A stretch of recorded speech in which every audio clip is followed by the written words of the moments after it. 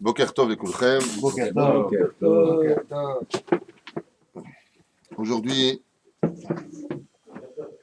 euh, même ceux qui sont dans la cuisine répondent. Aujourd'hui, on va étudier le domaine de la nourriture, Achila ou Shtia, la boisson et la nourriture. Et pour cela, je ne sais pas si on aura le temps, surtout qu'on a commencé un peu un peu en retard aujourd'hui. Est-ce qu'on aura le temps de tout faire en un seul shiur? Cela m'étonnerait beaucoup. Quoi qu'il advienne, on commence tout de suite. La première mitzvah qui a été donnée à l'homme, première création du monde, Adam Arishon, le premier homme, est de ne pas consommer de l'arbre de la connaissance du bien et du mal. De là, on en déduira que dans la nourriture, il y a aussi bien du mal que du bien ou du bien que du mal. Car la nourriture va être le reflet de la circonstance entre le corps et l'âme. C'est pour cela que les Chachamim nous disent, dans la Torah, V'tishmeru al nafshotechem me'od me'od, faites attention à votre corps et âme, me'od, une fois pour le corps, une fois pour l'âme, me'od me'od, et que le fait de pouvoir consommer de la nourriture va s'exprimer par le domaine visuel, comme a dit Ève, car l'arbre était beau à voir. C'est-à-dire que Dieu a fait en sorte que quand nous consommions de la nourriture, quand on en vient à consommer de la nourriture, cela s'exprime par un excès de poids, par le fait que l'on prend des tailles, c'est ce que je veux dire, d'accord? Et que cette nourriture-là qui était abondante pour nous et positive pour nous, le Etzadat Tovara, eh bien, peut devenir aussi Ra. Le Rambam, dans le Ilchot Deot, écrit dans Mishneh Torah, que 99% des maladies viennent essentiellement de nourriture. Car tout excès est nuisible, trop de sucre provoque la maladie du diabète, trop de gras peut provoquer des problèmes au niveau des coronaires qu'on appelle le cholestérol et autres. Donc, savoir manger ce qu'il faut, c'est quelque chose qui demande beaucoup d'études et beaucoup d'annulation de soi. Donc, le premier volet que j'aimerais ouvrir avec vous, c'est sur la nourriture, comment et de quelle façon la consommer. D'abord et avant tout, vous savez que cette nourriture que nous devons consommer est empreinte de milliers d'halachot, que ce soit dans le monde des salades vertes, le fait de les trier, le fait de les nettoyer. Aujourd'hui, il est impératif de manger uniquement les salades du Gush Katif, car le fait de manger chas v'shalom, même à l'ancienne shita, je veux dire même à l'ancienne façon de nos grands-mères, de les laisser dans l'eau, de les laver avec du savon et même de les mettre dans le vinaigre et le citron et ainsi de suite, c'est sûr que c'est ce que nous faisions, nous n'avions pas le choix d'agir ainsi car nous n'avions pas le Gush Katif, c'est-à-dire le système de faire grandir ces légumes dans le sable. Et dans le sable, il y a 95% de chances de ne pas y trouver de verre, contrairement à la terre. Donc il est évident qu'aujourd'hui, nous devons tout faire pour manger proprement, car manger un verre, même par inadvertance, c'est enfreindre la Torah. Même s'ils sont tout petits, il faudrait les vérifier une par une. Même les mouches dans le sable. Oui, mais de toute façon, même quand tu manges des salades du Gush Katif, il faut les nettoyer sous l'eau. Hein. C'est pas directement du sachet dans la bouche. Il faut les vérifier et les nettoyer. Mais disons que la différence qu'il y a, c'est qu'on peut se permettre d'être un petit peu moins vigilant que les salades de la terre, même s'il y en a qui pensent qu'on peut rester selon l'ancienne Chita. Les plus grands rabbinim de cette génération, je dis bien les plus grands, ceux qui en savent beaucoup plus que les plus petits, disent qu'il faut absolument manger le Gush Katif. Non, j'entends certains rabbins de quartier qui disent, nous, on a l'habitude, comme ça faisaient nos grands-parents. Ils auront des comptes à rendre sur ce mauvais enseignement à mon goût. Zelonachon, si on a la possibilité de faire mieux, on fait mieux. Donc, surtout quand il s'agit de Tzibour, quand on va dans un restaurant, on n'a pas de problème pour dépenser 100 euros quand on n'est que deux à table. Il faut savoir dépenser 6 euros s'il faut acheter une salade du Gush Katif, ou ici 20 shekels pour pouvoir manger correctement. Car vous savez que dans ce monde, comme je vous l'ai dit, la première chose par laquelle l'homme se nourrit, la première chose que fait un enfant dès qu'il vient au monde, après avoir reçu sa fessée alors qu'il n'a encore rien fait, pour le faire respirer, c'est justement après la respiration, c'est la tétée, c'est-à-dire consommer et manger. Étant donné qu'il y a du bien et du mal dans la nourriture, donc il y a aussi du bien et du mal pour ce qui concerne notre corps vis-à-vis de ce reçu, c'est-à-dire de la nourriture que l'on ingurgite. Ce qui fait qu'il y a les forces du bien qui ont besoin de se nourrir et il y a les forces du mal qui ont besoin de se nourrir. Donc, ainsi que l'explique le Ben Ishraï, il dit que Dans l'état d'esprit de la création du monde, dans son origine, tout était parfait. Ce qui fait que tu pouvais manger autant que tu voulais, car c'était avant la faute. Malheureusement, après la faute, Vaigaresh Oto Hashem Gan Eden, Hashem Elohim Gan Eden Mikedem, il l'a renvoyé du Gan Eden, et là-bas, il devra travailler la terre à la sueur de son front. Mais étant donné qu'on a quitté le monde de la lumière originelle pour plonger dans le monde de l'obscurité qu'on appelle aujourd'hui les 6 jours de la semaine, d'où l'expression à la Havdalah, le Havdil ben Kodesh lechol ou ben Or la Hosher, de passer de la lumière qui est le Shabbat, un avant-goût du monde futur, au monde de l'obscurité, on verra donc que de manger pendant la semaine, c'est extrêmement négatif. Pourquoi, dit le Ben Ishraï? Parce que le mal se trouve dans l'obscurité, entre guillemets. Quand je parle du mal, l'obscurité, ça fait un peu bizarre à entendre. Mais je veux dire par là que les 6 jours de la semaine sont des jours où les forces du mal ont le droit de profiter de cette nourriture abondante et qui viendra automatiquement nourrir les forces du mal, donc faire grandir au niveau du cœur gauche, là où se trouve le Yetzerara, notre Yetzerara. Et comme vous le saviez, que Dieu nous pardonne ces journées qu'on a passées dans notre jeunesse, sans les rappeler pour s'en vanter, mais sans servir pour mieux arranger notre avenir, c'est qu'effectivement, quand on voulait faire des bêtises avec une fille, alors on emmenait manger au restaurant. Une fois qu'elle avait mangé, on pouvait faire ce qu'on voulait d'elle, entre guillemets. Ça veut dire qu'on se servait du biais de la nourriture. Aujourd'hui, jusqu'à aujourd'hui, on s'en sert. Quand tu veux faire un bon contrat avec quelqu'un, tu l'emmènes au restaurant, tu lui donnes à manger, il mange bien, et seulement après, tu peux commencer à négocier avec lui. Parce que la nourriture joue un rôle aussi bien au niveau du corps qu'au niveau de la morale. Vous savez que de manger, par exemple, du sucré, le matok, dit en hébreu, remonte la morale de celui qui n'a pas de morale. Ça veut dire qu'il n'a pas de, il n'est pas bien dans sa tête. Il est un peu triste. Oui, on a besoin de soleil pour nos yeux et on a besoin justement pour notre corps de manger un peu de bonbons, un peu de miel, quelque chose qui soit doux au palais pour retrouver justement ce goût de la vie qui passe justement aussi par la nourriture. Alors vous le voyez, quelqu'un qui ne mange pas, à un moment, il devient livide, il se détériore de l'intérieur. Il y a quelque chose qui se passe en lui. Donc la nourriture est le plus grand ennemi de la vie, mais aussi le plus grand ennemi de la mort. Car la nourriture peut tuer, la nourriture peut faire vivre. Ça dépend de ce que l'on en fera. Alors comme on disait, étant donné que de trop manger la semaine vient nourrir les forces du mal, alors automatiquement on se devra de faire extrêmement attention pour pouvoir gérer notre nourriture, de manger, comme le dit la Gemara dans Brachot ou le Rambam dans le Ilichot Deot, du pain le matin. Comme dit la Gemara, à partir du moment où une personne mange du pain, des céréales le matin, c'est bon pour le moach, pour le sechel, pour le cerveau, parce que le mot chita plus exactement, c'est-à-dire le blé vient du mot chet, car il y en a qui disent que l'arbre de la connaissance du bien et du mal était du blé. Donc le fait de manger donne de la connaissance, l'arbre de la connaissance, du bien et du mal, donc la connaissance, que si 60 personnes lui couraient derrière, il ne pourrait le rattraper parce que ça donne aussi de la force physique. Mais on t'a pas dit de manger 2 baguettes le matin. T'es pas un Chinois pour manger avec 2 baguettes. C'est pour cela que si une personne veut manger correctement, à partir de kazaït, de pain, il est déjà obligé du birkat Amazon de Rabbanan. Il pourra passer au birkat Amazon de Raïta avec kabetza de pain. C'est ce qu'il y a de mieux à faire. Mais on t'a pas demandé de manger un demi-kilo de pain le matin. Juste manger pour mieux servir Hachem, pour être bien à l'intérieur de soi. Et vous le voyez, quand une personne vient et mange trop, Dieu nous a fait un cadeau qui pour nous est un cadeau empoisonné à nos yeux, c'est qu'automatiquement ça s'exprime à travers le poids. Quand on se regarde dans le miroir et qu'on voit qu'on a pris du poids, quelle est la première chose qui est touchée chez nous? La morale. On n'est pas bien dans sa tête. Je suis pas bien, je suis gros, j'ai trop mangé. Et c'est pour cela que le Yetzer Hara s'habillera toujours à travers la nourriture dans tous les événements. Tu vas à un mariage, l'essentiel c'est la roupa, tout le monde se jette sur le buffet. Bien sûr, on a faim, il ne faut pas faire non plus des amalgames. Mais on oublie des fois l'essentiel d'aller dans un mariage. On va regarder si la nourriture était bonne, comme si c'était l'essentiel de tout le mariage. De quoi est-ce qu'on va parler de ce mariage? Au lieu de parler de Mazel Tov et Simal Tov du Khatan et de la Kala, de la Bar Mitzvah ou de l'événement pour lequel on va aller, sous prétexte qu'on aura mis une enveloppe, parce que nous aussi, quand on fait des mariages, on reçoit des enveloppes, donc il ne faut pas regarder que ce que tu as mis, mais aussi ce que tu as pris juste avant d'y aller. Eh bien, à partir de ce moment-là, on va être concentré sur l'essentiel, la bouffe par excellence. Qu'est-ce que j'ai mangé? Est-ce que c'était bon? Est-ce qu'il s'est fait arnaquer? Est-ce qu'il ne s'est pas fait arnaquer?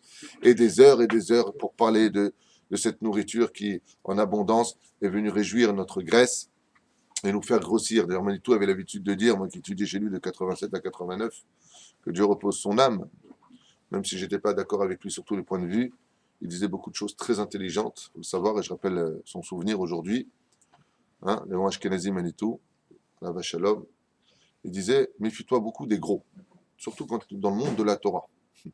Pourquoi? Parce que les gens qui sont dans le domaine de la Torah se doivent par excellence de faire attention à ce qu'ils ingurgitent. Il est impératif pour eux de faire attention à ce qu'ils ingurgitent. Et quelqu'un qui est très très gros dans la Torah, c'est un siman, c'est un signe négatif pour lui. Dafka, ce n'est pas un signe positif, parce que ça voudrait dire qu'il se laisse aller vers les forces du mal dans la semaine. Sauf dans certains cas qu'on a vu, c'est chez les Chachamim de Tunisie, ils rappellent le Chida Akadosh, ayant vécu 7 ans, qui mangeait uniquement parce qu'il ne dormait pas aussi bien le jour que la nuit et devait étudier debout. Donc dans ce cas-là, on en avait déjà parlé une fois, mais on voit que des fois la nourriture peut être le tremplin d'un bien, même en abondance, contrairement au mal. C'est ce qu'on verra à propos du Shabbat Kodesh. Donc cette nourriture, quand on la mange la semaine, pour en revenir à ce que nous disions tout à l'heure, doit être consommée avec modération. Du pain le matin, un baya. Manger léger le soir, le midi, pardon, c'est très bien aussi. Le mieux, c'est de manger à des horaires, bien entendu, fixes, car, comme on le sait, un chassid, un tzaddik dans ce monde qui vit sans montre, c'est pas un homme, comme ça dit la chassidoute. Donc, il faut avoir des horaires fixes pour manger, pour respecter l'horloge du cœur, l'horloge de l'estomac, c'est très important. Et le soir, manger supra-léger, car on n'est pas loin du sommeil, et il risquerait d'y avoir des dérangements. C'est pour ça que le Rambam, dans le Ilchot Deot, fait tout un extraordinaire dévoilement sur le secret de la médecine par rapport à la nourriture là-bas, où il dit combien il est important de faire au moins 10 pas après avoir consommé un repas, et ainsi de suite. Alors ça, bien entendu, vous pourrez le lire dans les Lichot Deot, il est traduit aussi en français aujourd'hui. Quoi qu'il advienne, pour nous, il faut savoir que la nourriture dans la semaine, eh bien, c'est quelque chose qu'il faut absolument savoir gérer. Et pour gérer de la nourriture dans la semaine, il faut de la émouna. Y croire, béhémet. Quand on n'est pas bien, par exemple les Tunisiens en général, quand on n'est pas bien, les Tunisiens, je ne parle pas des autres, les Algériens ont été sauvés depuis la naissance en général, mais chez les Tunisiens, quand on n'est pas bien, naïné, on mange. Il y en a d'autres, quand ils ne sont pas bien, ils ne peuvent rien avaler. Ça dépend des caractères. Donc, il faut se travailler ses vertus, ses midotes, pour pouvoir savoir gérer sa nourriture.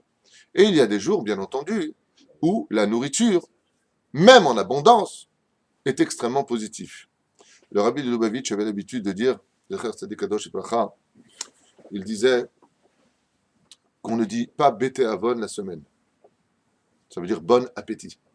Il dit pourquoi? Il dit, c'est pas une question d'avoir l'appétit, bien entendu. Le mot bon appétit, c'est une formulation qui n'a rien de péjoratif. Mais il veut dire par là que tu dois manger uniquement la semaine les Shem Shamaïm. Donc comment on fait pour manger les Shem Shamaïm et mettre la mito? Eh bien, c'est pas compliqué. Il y a ce qu'on appelle Seudat Mitzvah. Dès qu'on parle de Mitzvah dans la Seuda, c'est-à-dire le repas qui est réalisé parce qu'il y a une Mitzvah à faire derrière, ça, c'est du positif. C'est-à-dire que ça fait partie du Etz Adaat, bon et non mauvais. Alors dans la semaine, c'est pas compliqué. Des fois, on veut manger bien. Alors, on veut manger de la viande. On arrivera au domaine de la viande. Et si je l'oublie, rappelez-le moi.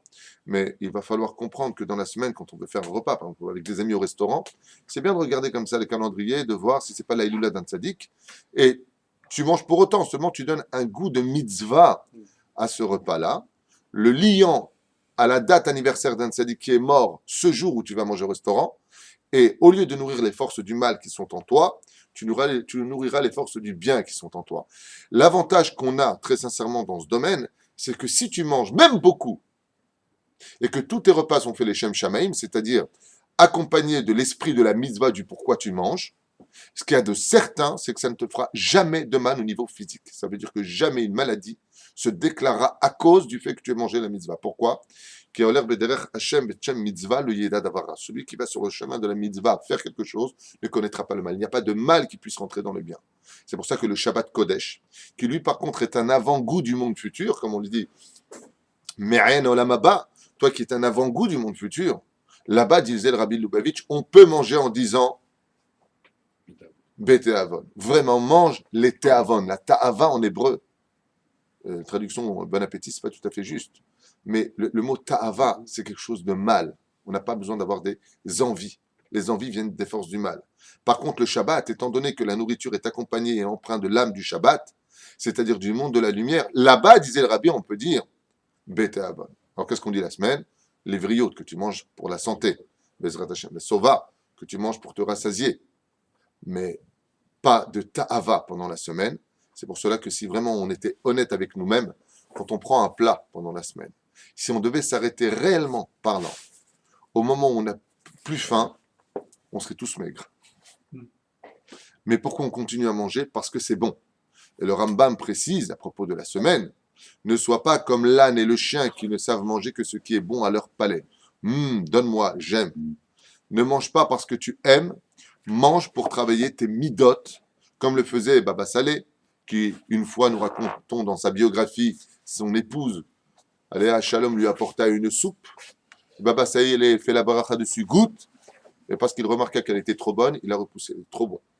Et alors, mange-la, Azma, c'est bon, c'est Baba Saleh. Nous, ma femme fait des bonnes soupes, j'en demande en général, moi, mais c'est mon niveau.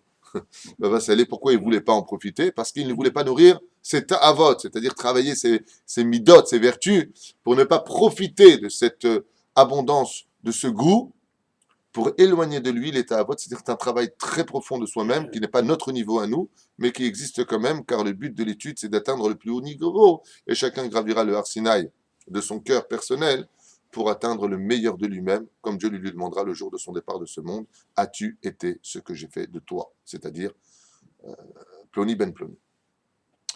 Rabbi Nachman de Breslev, par exemple, lui, comme le Baal Shem Tov aussi, son aïeux, avalait carrément la nourriture. C'est glouton d'avaler de la nourriture. Oui. Seulement, il l'avalait pour ne pas ressentir le goût et travailler ses midotes afin que c'est ta'avot, car le Yetzerara, comment est-ce que tu peux l'éteindre dans ton cœur? Moins tu lui donnes ce qu'il veut, et plus il te laisse tranquille. Plus tu veux manger, plus tu manges, plus il voudra encore plus manger. En t'emmenant dans le désespoir, de toute façon, un 46 ou un 48, Mazemeshene, aujourd'hui je déborde, comme il dirait. Et c'est pareil pour les femmes, et c'est pareil pour l'argent, et c'est pareil pour tout. Il n'y a pas de limite pour le Yetzerara. Donc on va limiter, on va lutter contre cette nourriture pendant la semaine pour avoir un meilleur corps, une meilleure morale et mieux servir Hachem. Le jour du Shabbat Kodesh, le jour de Yom Tov, de Chol HaMoed, c'est une mitzvah de manger. Et cette mitzvah-là viendra nourrir nos 248 membres, correspondant aux 248 mitzvot positives et 365 tendons correspondant, bien entendu, aux 365 mitzvot négatifs de la Torah. Tu ne feras pas, tu ne. Pour la simple et bonne raison, c'est que la nourriture, le ochel, le mazon, n'est pas simplement là pour nourrir le corps, mais contrairement à ce qu'on pense, pour nourrir aussi l'avenir de l'âme. Par exemple, Melavé Malka. Le Shulchan Aruch nous dit que nous avons, vous savez tous, comme le dit la Gemara, un os derrière la nuque, qui rejoint d'ailleurs, c'est le premier os de la... Quand une femme tombe enceinte, l'œuf se divise en deux, puis en 8, puis en 16, 34, puis en 64, et puis là-bas se concrétise la première matière qu'on appelle l'occiput, qui est ce petit os connu en hébreu du mot louz, ou en araméen de neskoï, et qui se trouve ici. Et cet os-là, qui est le premier œuf de la fécondation, qui se durcit, concrétise la colonne vertébrale, est indestructible, nous dit la Gemara. Et cet os-là garde en lui une vie qu'on appelle dans la Kabbale Hevle de Garmé, c'est-à-dire une énergie qui est éternelle en lui, dans laquelle va se reposer le Nefesh pour l'éternité. Le Nefesh ne quitte jamais le corps, contrairement au roi et à l'âme, donc la Neshama. Et cet os-là reviendra réveiller, c'est-à-dire se reconcrétiser à Triatametim. Mais pour que cet os vive, il va falloir aussi le nourrir, même s'il est uniquement le socle du Nefesh. Et cette nourriture n'est autre que la Seouda Revi'it, c'est-à-dire le 4e repas de la Seouda après le Shabbat Kodesh, où là, il est impératif de remettre la table, et excusez-moi pour le mot employé, de manger absolument. Car plus tu manges pendant ce repas, et plus tu nourris ton os, donc il sera rempli de vitalité pour la résurrection des morts. Donc on voit que la nourriture sert aussi très fortement le bien. Bien entendu, Abraham a envie de me dire en face, on va éclater après Shabbat. D'abord et avant tout, on ne t'a pas demandé de manger à fond Souda Shnia, celle du midi, encore plus Souda Shlishit. Chacham Einav Berosho, l'intelligence du sage, c'est d'avoir ses yeux dans son cerveau et non pas là où ils sont, pour savoir qu'on a encore un repas à faire, ne mange pas trop, d'accord? Tu n'as pas demandé de finir les 10 plats de houmous, et après tu dis j'en peux plus. Ben, c'est normal. Mange un peu de houmous, un peu de poisson, les rois de Shabbat Kodesh, et sache laisser un peu pour le reste. Mais cette nourriture-là, il est impératif de la manger. Donc si la personne n'en peut plus, c'est très simple. Dimanche, fais un jeûne. Fais pas un jeûne sans boire et sans manger, mais tout simplement, dimanche, saute 2 repas. Mange léger, Bezrat Hashem, le matin, et pas le midi. Peut-être pas le soir. Ou alors le soir, et pas le matin, et pas le midi. Anilo Yodea, tu t'arranges, comment tu te sens. Laisse ton estomac se reposer, car l'estomac est un muscle qui vient avec de l'acide réparer quelque chose en nous. Donc effectivement, il va falloir gérer cette nourriture qui peut être excellente, même en abondance pour nous, et qui, selon la promesse des sages, ne viendra jamais nous faire de mal. Mais pour cela, il faut l'accompagner de l'esprit de la mitzvah.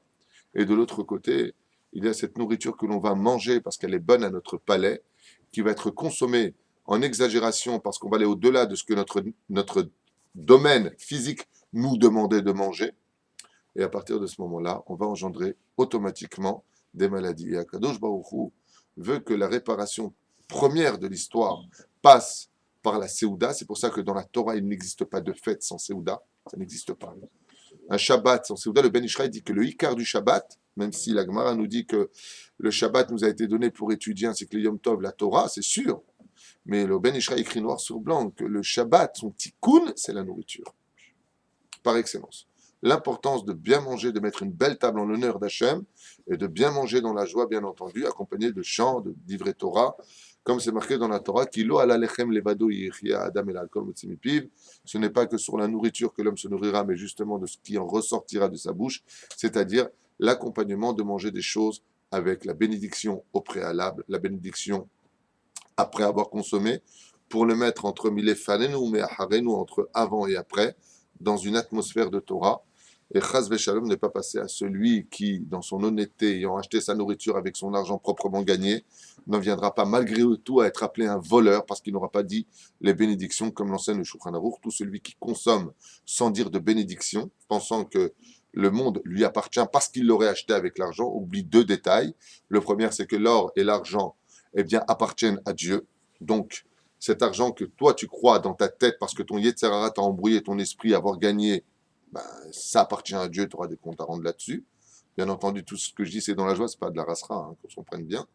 Et la deuxième chose, c'est que même si tu as de l'argent, le verset, comme le précise le Teilim, nous dit La Haaretz Hashem Umloa, la terre appartient à Dieu et tu n'as pas le droit d'en profiter, puisque ce n'est pas à toi.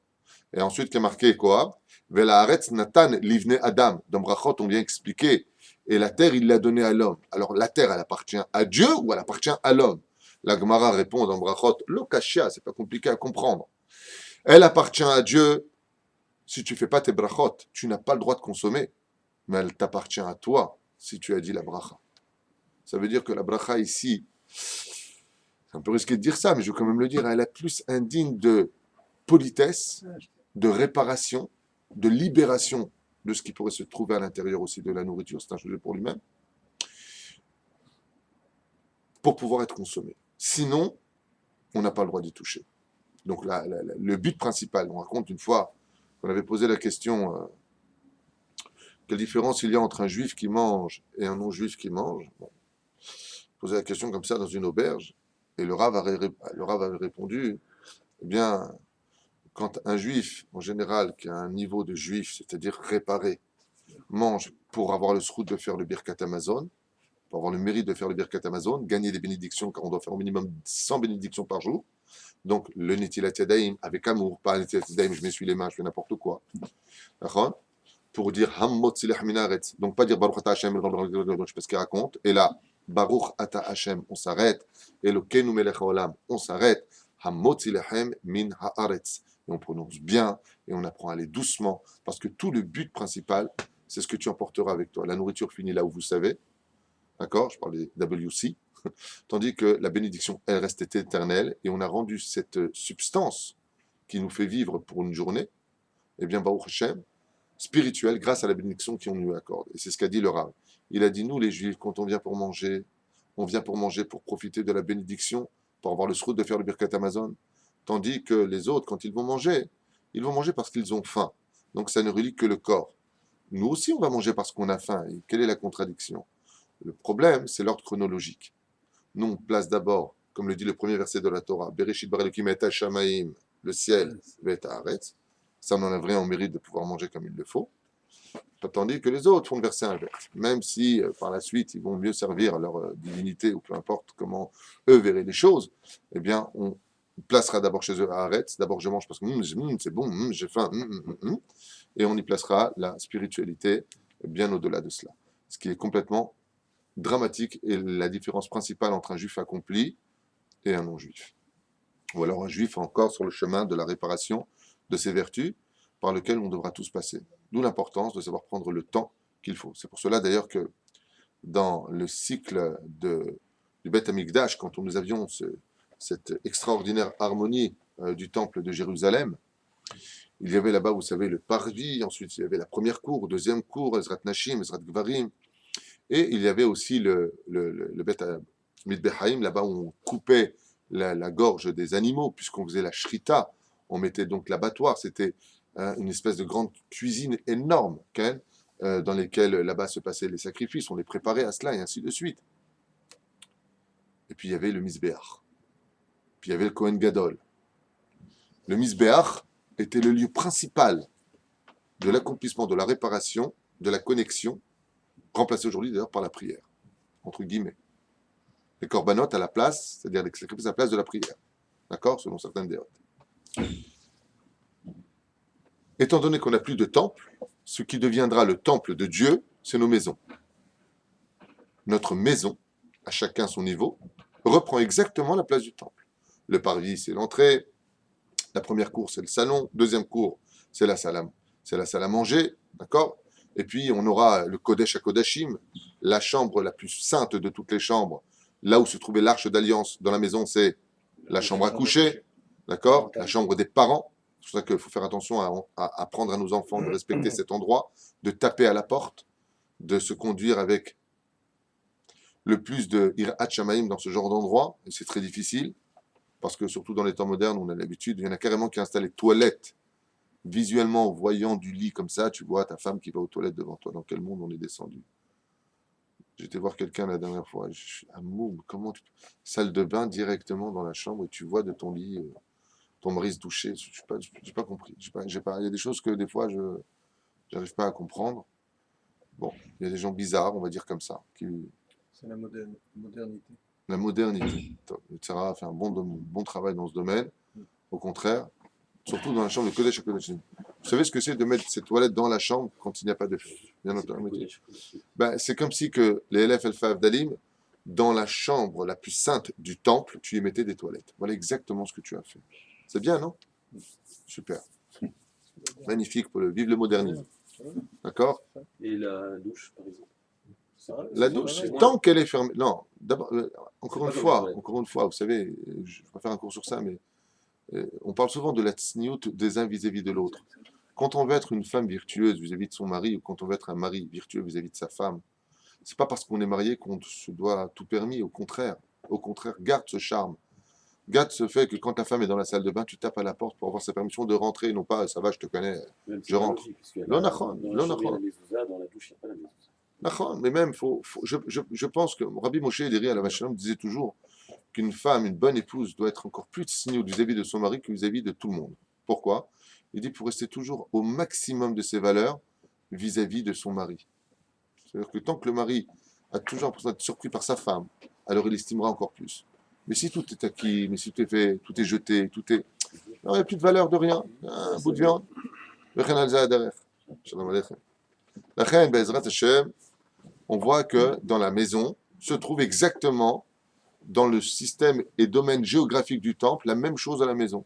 Et le Mizbeach, là-bas on faisait les sacrifices, là-bas où le feu descendait pour le consommer, c'est où dans la maison? La cuisine. Non, la cuisine justement, tout est gouré. La table à manger. Ah, la cuisine justement, c'est là-bas, il y avait les shritot, la Beth Amikdash, là-bas on réunissait les corbanotes. Le Mizbeach, c'est la table. Le Mizbeach, c'est la table. Le shulchan sur lequel nous allons consommer, nous allons manger, nous allons nous préparer en famille. Oui, c'est là-bas exactement qu'est le Mizbeach. Donc, qui sommes-nous, nous-mêmes, à la maison? Exactement. Bravo Abraham, nous sommes donc nous-mêmes le Kohen Gadol. Puisque tu viens manger à la table représentant le Misbéach, c'est-à-dire l'autel sur lequel les sacrifices étaient prêts, de la même façon, quand nous venons à table, nous devons de faire tout simplement attention à avoir une conduite, Ayen Beben Ishraël, Parashat Bechukota, où là-bas il écrit des pages et des pages sur la conduite d'un juif à table, mais de la même façon, c'est-à-dire on doit se tenir absolument proprement à table, avoir une conduite décente. Le Ben Ishraël dit qu'on ne met pas les coudes sur la table, ce n'est pas poli. Il y a une façon de placer les choses, il faut savoir s'arrêter quand ton interlocuteur aussi s'arrête. Il y a tout un système extrêmement minutieux sur le savoir-vivre, et je vais insister à un très haut niveau. Le Kohen Gadol était essentiellement relié au travail du Misbéach, certes. De la même façon, disent les sages, si tu veux savoir si un rabbin est un bon rabbin, il n'y a qu'une façon de le savoir, très rapide. Observe-le quand il mange et tu sauras qui il est. Bon, ne le faites pas, hein, ça met l'œil. Celui qui mange le plus, c'est le Kohen Gadol. Je sais pas, ça, je n'ai pas lu ça. Il fallait que tu parles. Ouais. Maurice Ben Gozé Ayaka. Non, non. Délation. Délation. Non. Le Kohen, on voit ici que l'importance de bien se tenir, à tel point que la Gemara nous dit de Masechet Avot, Shlosha she'achlu al shulchan echad, 3 qui ont mangé à une seule table, Velo amrou alav divrei Torah, et qui n'auraient pas parlé de divrei Torah, cette table sur laquelle nous sommes en train de manger, Ke'ilu, et qui sont comme si, achlu, ils avaient mangé, mizivhe metim, des corbanotes de mort. Zevachim, c'est une sorte de corban qu'on a porté. Donc on voit ici, Bimforash, noir sur blanc, que la table, c'est le misbéach. Ce qui fait que quand on vient pour aller à table manger, consommer de façon chronologique comme la Torah nous l'enseigne, d'abord tu mangeras du poisson, pas avec les mêmes couverts que ceux avec lesquels tu vas consommer de la viande, car qui cachait il est tzarat, c'est négatif pour la peau. Donc il faut faire attention à ce que nous faisons, l'un venant du monde minéral, l'autre venant du monde de la matière, la terre. Donc faire la séparation entre les deux, bien respecter de façon chronologique les choses, manger essentiellement doucement, mâcher parfaitement pour aider son estomac, des choses de béaba, de kita aleph, des choses de cours préparatoires qui malheureusement n'ont pas vraiment dans cette course de la vie de tous les jours leur place, et tout cela nous aide à avoir une bonne santé, car le but de manger dans ce monde est d'avoir une bonne santé pour mieux servir Hachem demain. Être toujours vivant, être toujours comme il le faut, savoir manger de façon modérée, de façon propre, pour Be'ezrat Hashem obtenir le meilleur de nous-mêmes à travers notre façon d'être tous les jours. Quand on est capable de se retenir dans notre nourriture, quand on est capable de dire non, eh bien les Chachamim nous disent comme par exemple, s'il y a des choses par exemple qui sont très très bonnes. Je donne un exemple. Prenons un très très bon gâteau. J'ai nommé le flan, à la vache à l'homme, le flan. Ouais. Maintenant, la personne vraiment a envie de manger. La Gemara nous dit quelque chose d'incroyable. Celui qui a envie d'une chose et qui ne le mange pas est comme si qu'il avait jeûné toute la journée. Ça veut dire que le fait de repousser quelque chose dont tu avais envie et de te travailler pour ne pas en profiter, pour ne pas nourrir tes ta'avot, c'est-à-dire tes envies, est considéré comme si tu avais jeûné toute la journée. Incroyable. Pourtant, tu n'as pas jeûné, tu as mangé. De la même façon, quand quelqu'un est capable d'être quelqu'un de fort dans sa vie, c'est-à-dire le roi, au lieu d'être le roi sur ta femme et sur tes enfants et d'être le roi dans ta société, d'abord essaie d'être un roi pour toi-même, dans ton corps. Parce que le royaume de l'homme, c'est son corps humain. D'accord? Donc vous avez remarqué que l'aneshama se trouve au niveau du cerveau, que le roi se trouve au niveau du cœur, et que le nefesh se trouve au niveau de l'estomac, du foie, pardon. D'accord? Et donc ça nous fait quoi? Même lamed kaf. On avait dit une fois que ça faisait les lettres du mot meler. Quand tu réfléchis avant d'en mettre dans ta bouche par rapport à ton estomac, tu es un roi. Si tu as la force de dire non, merci, m'aspique. Mais si par contre c'est le contraire, que d'abord tu vois ce que veut ton estomac et ensuite ton foie, et ensuite tu remontes au niveau du cœur, et ensuite seulement au niveau de la tête, alors tu es kaf, lamed, même kloum, c'est-à-dire que tu n'es rien sur terre, on l'avait déjà dit. Donc c'est important de le comprendre, aussi bien dans le domaine de la philosophie juive que dans le domaine de la nourriture. Il est impératif pour être un roi de soi-même d'être capable de dire non, merci. Notre sarikioter. Achalti, todaraba. Parce que la nourriture peut emmener l'homme vers le sommeil, Donc on sait que le sommeil est positif pour les Réchaïm, parce que quand ils dorment, ils n'ennuient pas les autres, ils ne font pas d'avérote. Mais il est négatif pour le tzaddik, parce que lui, quand il dort, il perd le temps qui aurait dû être donné à faire du bien à l'humanité. Donc, Zeralo verra la olam, nous disent les Chachamim, quand quelqu'un dort, c'est mauvais pour lui et c'est mauvais pour les autres. Je parle de la journée, hein, dormir dans la journée. Okay? Caron, même la nuit, pour les tzaddikim. Comme dit le roi Salomon, ne donne pas trop de sommeil à tes paupières pour être toujours en éveil. Et c'est le moment de ramasser un maximum d'or, de faire le maximum de bien pour ton peuple, pour ta famille, pour tes enfants, d'étudier la Torah, car chaque mot de Torah est un ange et c'est tout ce que tu prendras avec toi après ton départ, en l'honneur de Dieu, bien entendu, tout ça en ayant travaillé Hachem Leshem Shamaï.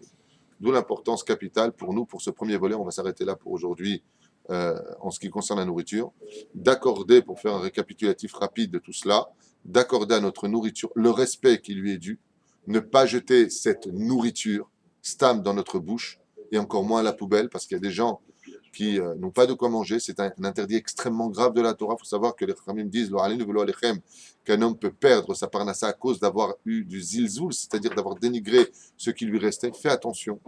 Ne fais pas des tonnes et des tonnes de choses. Après, tu dis je jette. Parce que si un voisin à côté de toi qui n'a pas de quoi manger et qui lève les yeux vers le ciel avec des larmes, Dieu il voit que tu jettes et lui il n'a pas, ça ne lui plaît pas à Dieu.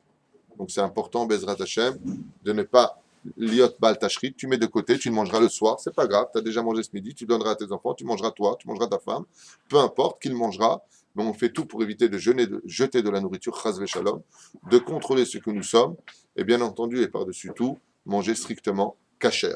Pour un sfarad, il est impératif de manger strictement glad kasher, et non pas beddin, mais impératif de manger strictement glad kasher, de manger des choses qui soient bien entendu reliées au Gush Katif quand on parle de salade, manger proprement et ne jamais oublier l'essentiel, c'est de mettre une âme dans la matière, c'est-à-dire des bénédictions, d'ivrei Torah. Et pour finir, pour ce premier volet de notre explication sur la nourriture, surtout l'essentiel, le Birkat Hamazon, qui est la seule prière où des Choulé Alma nous pouvons dire qui soit réellement accordée par les Chachamim comme étant de la Torah.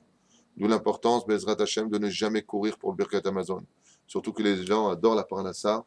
Les gens adorent gagner bien leur vie. Il faut le savoir, et je le dis et je le répète, que le Birkat Hamazon est le plus grand élan, le plus grand tremplin de la parnassa d'un homme. Si tu as mis 1 heure pour manger, pour savoir traiter une affaire avec quelqu'un, et au moins le privilège de laisser 5 minutes à la montre pour faire ton Birkat Hamazon, en prononçant chaque mot, en regardant ton livre, parce que les lettres eux-mêmes ont une signification quand on les regarde. Et si tu n'as pas de livre, au moins ferme les yeux, comme l'enseigne le Hari Akadosh, pour ne pas regarder à droite ou à gauche, comme dit le Zohar Akadosh, tout celui qui fait son Birkat Hamazon ou sa Hamida, en regardant à droite et à gauche, qui rentre, qui est là, tu passes une assiette, ce qui est strictement interdit dans la halacha, eh bien, Bezrat Hashem, tu apporteras le bien chez toi et dans ton mazal et dans la vie, tandis que si tu te conduis mal pendant ton Birkat Hamazon et que tu commences à regarder à droite et à gauche, ta femme te dit donne-moi le verre, tu lui passes le verre, mais comment tu peux passer quelque chose, comment tu peux l'entendre pendant ton Birkat Hamazon? Comment tu es face au roi des rois? Donc le Hari Akadosh, il dit dans ce cas-là, il faut fermer ses yeux, mettre les mains l'une sur l'autre si tu le peux, si tu ne peux pas, tu les mettras en bas, après avoir fait bien entendu Maïm Acharonim Chova, eh bien, donc le Maïm Acharonim, l'ablution des mains finale, juste un tout petit peu d'eau à partir des doigts, donc ici, d'accord? De là jusque-là. Et pour faire ton Birkat Hamazon, les yeux fermés, car tout celui qui regarde, dit le Zohar, Rabbi Shimon Bar Yochai, autour de lui pendant sa Hamida ou le Birkat Hamazon, il est comme si qu'il se moquait de Dieu lui-même et qu'il sache, dit le Zohar, d'accord? Donc vous savez que je préfère vous enseigner des choses qui sont un peu plus marrantes. D'ailleurs, on le fait souvent, mais un homme averti en vaut au moins 2. Eh bien, il y a marqué que la Shrina aussi, elle, se moquera de lui le jour où lui aura besoin de Dieu. Donc, Mida Keneged Mida Lobatla, on a vu que Evel, d'ailleurs, est mort, a été condamné à mort parce qu'il avait regardé Dieu pendant qu'il venait prendre son korban, et que Moshe Rabbeinu, étant la réincarnation de Evel, a fait la réparation, car quand Dieu se dévoile à lui, il se couvre le visage. Un extrait de la Torah qui vient nous apprendre non pas un fait historique, mais quelque chose qu'on vit tous les jours pendant la Hamida, le Birkat Hamazon. Fais attention. Dalifnemi Ataomed, sache devant qui tu te tiens quand tu fais ton Birkat Hamazon et aussi surtout quand tu manges. Dieu descend sur le misbéar sur ta table et observe tes vraies valeurs. Parce que face à la nourriture, il faut admettre que notre Yetzerara, par excellence, danse. Bon appétit. On se verra demain, Bezrat Hashem.